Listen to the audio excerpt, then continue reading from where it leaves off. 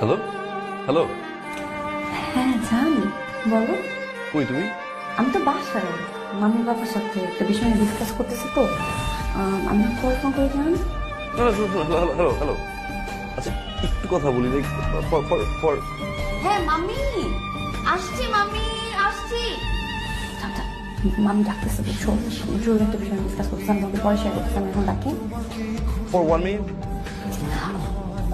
আচ্ছা বলো বলো কি? একটু ভিডিও কল আসবা প্লিজ। তারপর ডাকতেছে বললাম না, পরে ফোন দিচ্ছি, রাখো।